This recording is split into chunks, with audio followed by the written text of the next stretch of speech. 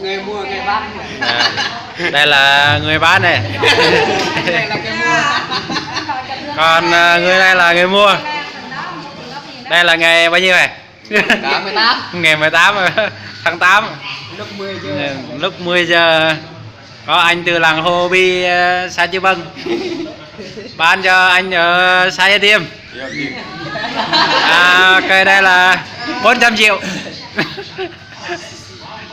Bắt tay à? Bắt tay từ từ. Đây bắt tay. Anh ở Gia Tiêm có nói gì không? Có gì không nói không?